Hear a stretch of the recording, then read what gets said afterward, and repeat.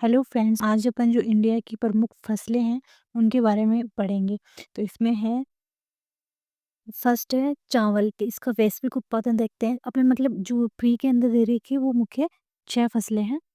चावल है, गेहूँ है, कपास है, गन्ना है और चाय है और कॉफ़ी है।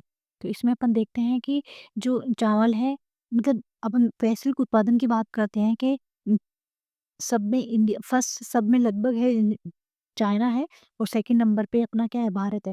तो देखना चावल में फर्स्ट नंबर पे चीन है, सेकंड पे भारत है। गेहूँ में फर्स्ट नंबर पे चीन है, सेकंड पे भारत है। कपास पे देखते हैं तो फर्स्ट पे चीन है, सेकंड पे भारत है। और गन्ना गन्ना में देखते हैं तो गन्ना में फर्स्ट पे ब्राज़ील है और भारत की स्थिति तो वही है, तो सेकंड स्थान पे है। चाय में देखते हैं तो फर्स्ट चीन का है और सेकंड भारत का है। और कॉफ़ी में देखते हैं तो फर्स्ट ब्राज़ील का है और 8th नंबर पे है भारत। तो अपन इसमें वैश्विक उत्पादन पे देखेंगे तो लगभग जैसे चावल, गेहूँ, कपास और चाय इनमें तो चीन फर्स्ट पे है और भारत सेकंड पे है। जो गन्ना है उसमें फर्स्ट ब्राज़ील पे है, भारत सेकंड नंबर पे है। और कॉफ़ी में फर्स्ट ब्राज़ील है और 8वें नंबर पे भारत है।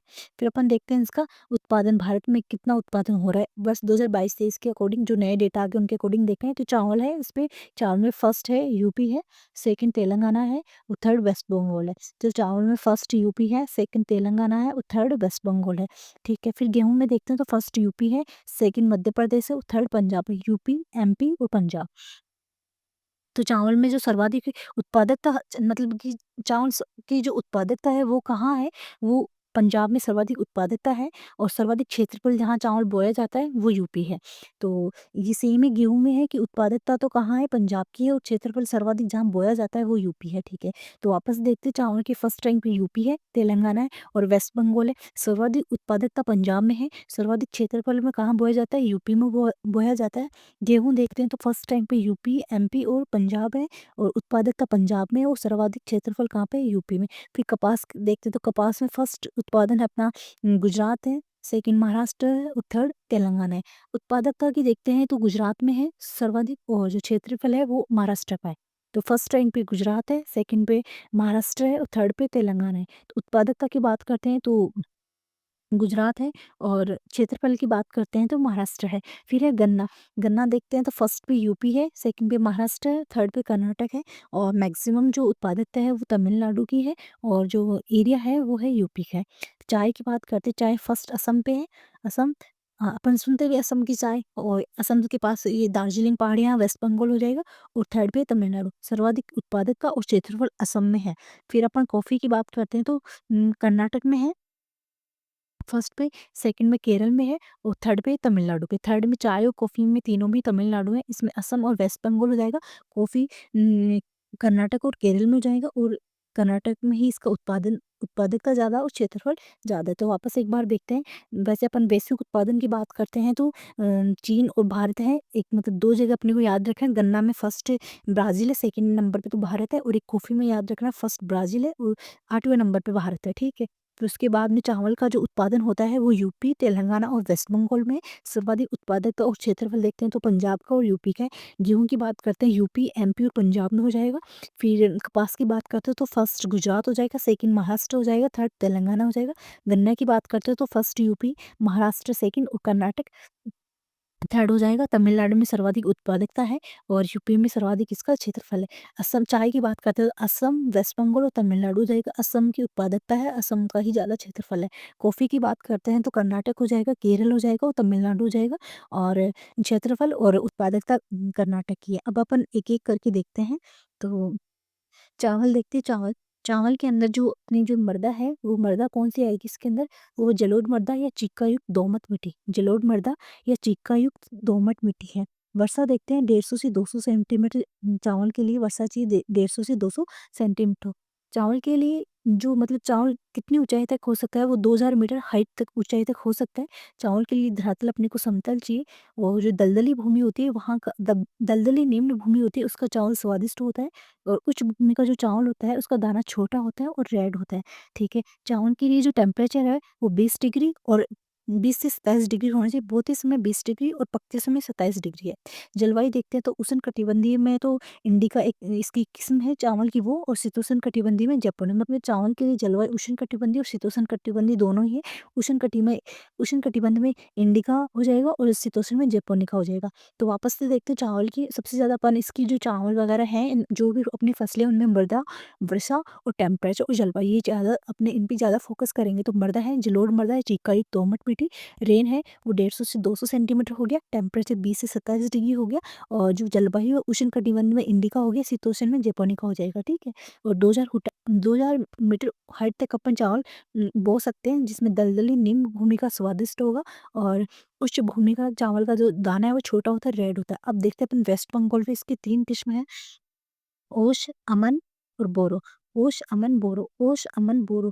तो ये ओश है वो शरद, ओस कहाँ पर कब पड़ती है? शरद काल में होती है। शरद जो ओस करते हैं, अमन की बात करते हैं तो शीतकालीन हो जाएगी। ग्रीष्म ऋतु में क्या हो जाता है, अपन बोर हो जाते हैं, एक रूम में बैठे रहते हैं, धूप में बाहर निकल नहीं सकते, तो ग्रीष्मकालीन की हो जाएगी बोरो। शरद में ओश हो जाएगा, शीत में अमन। ओस, अमन, बोरो शरदकालीन, शीतकालीन और ग्रीष्मकालीन होगी। बहुत समय अपन टेम्परेचर इसकी जो अपना वर्षा चाहिए अपने को, तो ये है मतलब इसमें है कि 20 से बोते समय अपने को पानी जो चाहिए वो 20 से 30 सेंटीमीटर गहरा जल होना चाहिए 75 डेज। बोते टाइम में जो पानी है जो उसमें जल कितना होना चाहिए, 20 से 30 सेंटीमीटर गहरा जल होना चाहिए 75 डेज के लिए। अब इसकी किस्म की बात करते हैं चावल की, जया, जमुना, कृष्णा, चंबल, पद्मा, रत्ना और चाक IR8 हो जाएगी। तो अपन ज़्यादातर देखेंगे तो नदियों के नाम ही आएंगे चावल की, जमुना है, कृष्णा है, चंबल है, पद्मा है, रत्ना है। जो जया है वो फर्स्ट बोर्न किस्म है, और जो चावल का केंद्रीय अनुसंधान केंद्र है वो तो कटक में है, और जो भारतीय चावल अनुसंधान केंद्र है वो हैदराबाद में। वापस से देखते अपने यहाँ से वेस्ट बंगाल में ओस, अमन, बोरो हो जाएगी। बोरो ग्रीष्मकालीन है, अमन शीतकालीन है, ओस शरदकालीन। बहुत ही समय 20 से 30 सेंटीमीटर गहरा जल चाहिए अपने को 75 डेज के लिए। किस्म है जया, जमुना, कृष्णा, चंबल, पद्मा, रत्ना, चाक IR8 हो जाएगा। ठीक है, और केंद्रीय जो अनुसंधान केंद्र है चावल का वो कटक में है, और जो भारतीय है वो हैदराबाद में है। नेक्स्ट है गेहूँ।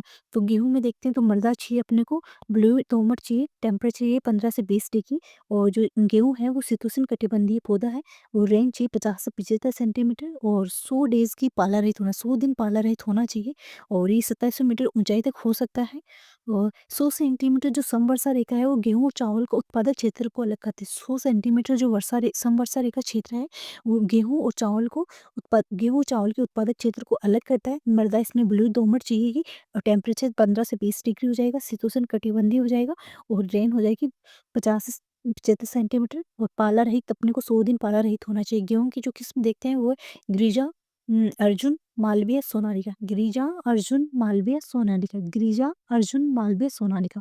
फिर नेक्स्ट बात करते हैं अपन कपास। कपास के लिए मृदा चाहिए, अपने को पहले ही पता है कपास के लिए लावा निर्मित काली मिट्टी चाहिए कपास के लिए। टेम्परेचर 20 से 30 डिग्री चाहिए, जलवायु उष्णकटिबंधीय अर्ध शुष्क भाग होना चाहिए, वर्षा चाहिए 50 से 100 सेंटीमीटर, और 210 दिन पाला रही चाहिए। गेहूं में 100 दिन होने चाहिए, और कपास में 210 है। जल जल जल प्रवाह युक्त धरातल आवश्यक, मतलब कि जो कपास का पौधा है उसमें जल प्रवाह होना चाहिए, पकते समय शुष्क परिस्थितियाँ होनी चाहिए, और नरमा है जो नॉर्थ वेस्ट में भारत में अमेरिकन कपास होता है जिसका जो रेशा होता है वो लंबा होता है, और जो भारतीय कपास होता है उसका छोटा रेशा होता है, ये बीटी कोट होना जाए। तो कपास के बारे में वापस से देखते हैं। मृदा है, मृदा लावा निर्मित काली मिट्टी चाहिए, टेम्परेचर 20 से 30 डिग्री चाहिए, वर्षा 50 से 100 सेंटीमीटर चाहिए, और पाला रहित होने चाहिए 210 डेज, और उष्णकटिबंधीय अर्धशुष्क भाग है, पकते समय शुष्क परिस्थिति है। नरमा नॉर्थ वेस्ट में भारत में जो नॉर्थ वेस्ट भारत है वहाँ पे अमेरिकन कपास होता है, उसमें लंबा रेशा चाहिए, और भारतीय कपास में छोटा रेशा है, बीटी कॉटन हो जाएगा। नेक्स्ट देखते हैं अपन जो कपास है वो कर्नाटक के अंदर 2 जगह, एक तो सलहटी में काली मिट्टी पे होता है, एक दोड़हट्टी यहाँ पे लाल मिट्टी है। दोरहट्टी कर्नाटक है, यहाँ पे सलहटी पे तो काली मिट्टी है, और दोरहट्टी पे लाल मिट्टी, यहाँ पे कपास अपना उत्पादन होता है। किस्म है तो विकास विक्रम विजय कल्याण नर्मदा, विकास विक्रम विजय कल्याण नर्मदा, विकास विक्रम विजय कल्याण नर्मदा। नेक्स्ट है गन्ना। गन्ने के लिए अपने को मृदा चाहिए दोमट, गहरी चिकनी लावा युक्त काली मिट्टी चाहिए। गन्ने के लिए भी काली मिट्टी होनी चाहिए, दोमट गहरी चिकनी और लावा युक्त मिट्टी होनी चाहिए। पाला हानिकारक है इसके लिए भी। और वर्षा चाहिए 125 सेंटीमीटर गन्ने के लिए। और टेम्परेचर अपने को कितना चाहिए, 20 से 30 डिग्री। बोते समय नॉर्मल होना चाहिए, जिससे गन्ना का जो विकास होता है उस टाइम में टेम्परेचर ज़्यादा होना चाहिए और पकते समय कम होना चाहिए। जलवायु की बात करते हैं तो उष्णकटिबंधीय फसल है, आर्द्र और उपाद्र जलवायु चाहिए। जो गन्ना है वो उष्णकटिबंधीय फसल है, आर्द्र और उपाद्र जलवायु चाहिए। 20 से 30 सेंटीमीटर टेम्परेचर चाहिए, 125 सेंटीमीटर वर्षा चाहिए, दोमट गहरी चिकनी और लावा युक्त काली मिट्टी होनी चाहिए। बोते समय तो नॉर्मल टेम्परेचर चाहिए, बढ़ते समय टेम्परेचर भी ज़्यादा होना चाहिए और पकते समय कम होना चाहिए। फिर है ये जो मतलब साउथ इंडिया में जो गन्ना है उसकी उत्पादकता भी ज़्यादा है, क्योंकि समुद्र के जो एरिया टच करता है तो वहाँ गन्ने को तो वैसे भी वर्षा मतलब 125 सेंटीमीटर चाहिए तो ज़्यादा ही चाहिए, इसलिए उधर उत्पादकता भी ज़्यादा है। और सुक्रोज़ मतलब मिठास भी गन्ने में ज़्यादा है। भारतीय गन्ना अनुसंधान केंद्र ये तो कहाँ है, लखनऊ में। और गन्ना प्रजनन संस्था कहाँ है, कोयम्बटूर में। भारतीय गन्ना अनुसंधान केंद्र लखनऊ में और गन्ना प्रजनन संस्था कहाँ पे, कोयम्बटूर में। वापस देखते हैं गन्ना। मृदा दोमट गहरी चिकनी लावाई, टेम्परेचर चाहिए 20 से 30 और वर्षा चाहिए 125 सेंटीमीटर। ठीक है, नेक्स्ट अपन देखते हैं चाय। चाय और कॉफ़ी अपन दोनों को एक साथ देखते हैं तो देखना, चाय में भी लेटेराइट मृदा चाहिए, कॉफ़ी में भी लेटेराइट मृदा चाहिए। दोनों में वर्षा 200 सेंटीमीटर चाहिए, 200 सेंटीमीटर चाहिए। फिर टेम्परेचर की बात करते हैं तो चाय थोड़ी मतलब गर्म एरिया में ज़्यादा होगी तो मतलब 25 से 30 डिग्री चाहिए। और कॉफ़ी के लिए 20 से 25, 25 से 30 तो चाहिए चाय को और 20 से 25 चाहिए कॉफ़ी को। वर्षा चाहिए 200 सेंटीमीटर चाय के लिए। जलवायु है उष्ण एवं उपोष्ण कटिबंधीय आर्द्र जलवायु, उष्ण एवं उपोष्ण कटिबंधीय आर्द्र जलवायु। पूरे साल समान रूप से वर्षा होनी चाहिए। सुप्रवाहित ढाल मतलब ऐसे ये ढाल होना चाहिए। काली चाय की जो पत्तियाँ होती हैं वो किण्वित होती है और हरी चाय की पत्तियाँ अकिण्वित होती है। ऐसे याद रख सकते, काली काले से किण्वित होगी और हरी होंगी वो अकिण्वित होती। सबसे पहले जो चाय का उत्पादन शुरू होता 1840 में, वो ब्रह्मपुत्र घाटी असम से शुरू हुआ था। और जो टोकला चाय अनुसंधान संस्था है वो जोरहट असम में है। टोकला चाय अनुसंधान का जोरहट असम में है। 1840 में ब्रह्मपुत्र घाटी में होता। टेम्परेचर 25 से 30, मिट्टी लेटेराइट चाहिए, वर्षा 200 सेंटीमीटर चाहिए। ठीक है, अब नेक्स्ट बात करते हैं कॉफ़ी। मृदा इसमें लेटेराइट है, वर्षा 200 सेंटीमीटर है, टेम्परेचर 20 से 25, गर्म और आर्द्र जलवायु चाहिए। कॉफ़ी के लिए गर्म और आर्द्र जलवायु चाहिए। और केंद्रीय कॉफ़ी अनुसंधान केंद्र, तो अपन इसको ऐसे याद रख, कॉफ़ी पीते तो होनहार बच्चे होते तो बालेहोनूर कर्नाटक, बालेहोनूर कर्नाटक इसका अनुसंधान करते बालेहोनूर कर्नाटक हो जाएगा। वो सर्वप्रथम जो है ये बाबा बुदन पहाड़ियों से इसका उत्पादन शुरू हुआ था, बाबा बुदन पहाड़ियों से। तो वापस देखिए, लेटेराइट मृदा होगी, 20 से 25 टेम्परेचर हो जाएगा, वर्षा 200 सेंटीमीटर हो जाएगी। अपनी इसमें किस्म है अरेबिका, रोबस्ता और लेबरिका। अरेबिका, रोबस्ता, लेबरिका, सर्वाधिक अपने इंडिया में रोबस्ता का उत्पादन होता है। अरेबिका, रोबस्ता और लेबरिका इंडिया में सर्वाधिक रोबस्ता होती है। ठीक है, नेक्स्ट अपन देखते हैं। तो 2022-23 में 15% उत्पादन बढ़ा है। 2022-23 में अपना उत्पादन कितना बढ़ा है, 15%। क्षेत्रफल की दृष्टि से देखते हैं तो चावल सर्वाधिक है, फिर गेहूं है, फिर कपास और गन्ना। चावल है, गेहूं है, कपास और गन्ना। चावल का जो उत्पादन हुआ है वो 136 136 मैट्रिक टन हुआ है। गेहूं के लिए 111 मैट्रिक टन है। कपास के लिए 34 मिलियन बॉल्स है। एक बॉल्स के बराबर है 170 केजी हो जाएगा। गन्ना 491 मेट्रिक केजी है और चाय 1375 है और कॉफ़ी 3,52,000 हो जाएगा। तो चावल के लिए 136, गेहूं के लिए 111 है, कपास के लिए 34 है, गन्ना के लिए 491 है और चाय के लिए 1375 है और कॉफ़ी के लिए 3,52,000 हो जाएगा। कॉफ़ी सर्वाधिक अपने यहाँ रोबस्ता होती है। कौन-सी होती है? रोबस्ता होती है। तो ये 10-15 मिनट की वीडियो है, इसको 2-3 बार देखोगे। अगर आपने फर्स्ट टाइम भी पढ़ा है ना तो 2 या 3 बार इसको वीडियो देखोगे, आधे घंटे में आराम से अच्छे से हो जाएगा। क्वेश्चन भी सही और ट्यूशन आएगा तो मतलब कन्फर्म ऐसे सही हो जाएगा।